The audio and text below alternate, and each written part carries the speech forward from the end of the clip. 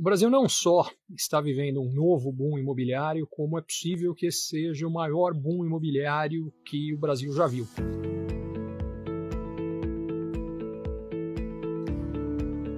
E há duas principais razões para isso. A mais importante de todas elas é uma disponibilidade de crédito como nós nunca vimos. Aliás, que vai transformar não apenas o setor imobiliário, mas vai transformar várias coisas na economia brasileira. O que acontece é que quando a taxa básica de juros caiu abaixo da inflação, muito próxima de zero, os bancos perderam a oportunidade de ter uma rentabilidade decente simplesmente comprando títulos públicos com rentabilidade pós-fixada. E como a taxa de juros de prazo mais longo ainda permanece mais alta, eles ainda têm a oportunidade, se emprestarem agora, de travarem uma remuneração mais elevada. O crédito mais longo que existe na economia é exatamente o crédito imobiliário. E a consequência é que os bancos estão emprestando mais do que nunca emprestaram. Por exemplo, no mês de agosto, se a gente for pegar os financiamentos com recursos da caderneta de poupança, eles cresceram 75% em relação a agosto do ano passado. Não apenas eles foram os maiores da história, mas a taxa de crescimento é gigantesca, praticamente dobrou a nova oferta de financiamentos imobiliários. Isso tudo enquanto a taxa de desemprego no Brasil ainda é a mais elevada da história. Imagine o que vai acontecer quando essa taxa de desemprego cair e, por consequência, o risco de inadimplência para os bancos diminuir. A oferta de crédito imobiliário vai aumentar mais ainda. E o que isso vai fazer é gerar um crescimento substancial na procura por imóveis. E a outra consequência vai ser muito mais lançamentos e, muito provavelmente também, um movimento de alta significativa do preço dos imóveis ao longo dos próximos anos. Aliás, coisa que aconteceu em todos os países onde houve esse mesmo processo de redução substancial da taxa de juros, aumento do crédito imobiliário. Só que há um segundo fator que ainda movimenta mais o mercado imobiliário nesse momento, que é consequência da pandemia. A pandemia fez as pessoas ficarem em casa por muito tempo, por vários meses, e, por consequência, adquirirem novos hábitos, questionarem as suas prioridades e, em muitos casos, mudarem as suas preferências de onde elas querem morar, como elas querem trabalhar, quais são as características de imóveis que vão estar melhor associados a isso. Então, para citar alguns exemplos de como isso mexe com o mercado imobiliário.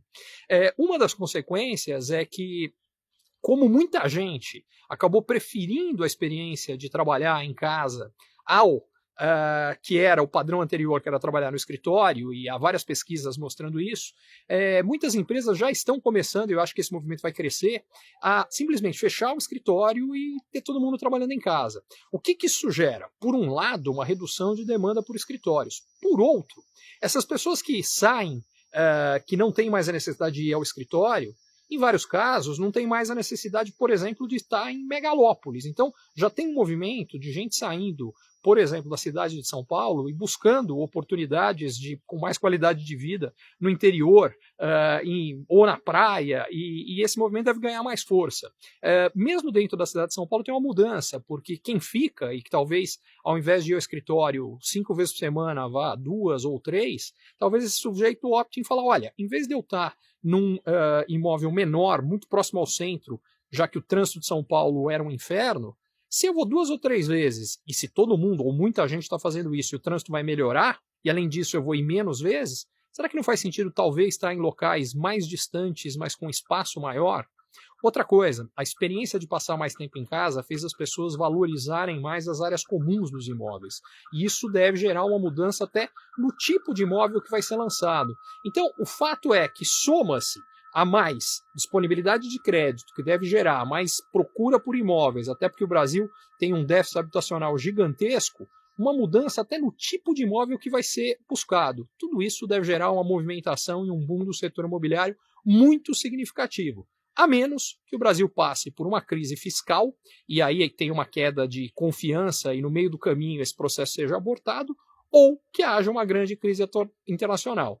Se isso não acontecer, a chance que o Brasil viva o maior boom imobiliário que ele já viu na história é muito grande, porque foi exatamente o que aconteceu em todos os outros países que viram taxas de juros que antes eram muito elevadas caírem para patamares muito próximos de zero. Aliás, o Brasil está chegando atrasado nesse processo. Esse mesmo processo já aconteceu na Europa, no Japão, há algumas décadas, nos Estados Unidos, fundamentalmente na última década, e mesmo na América Latina, em vários países latino-americanos, isso já tinha acontecido, e agora, por conta da pandemia e da crise econômica que ela causou, isso é realidade também no Brasil.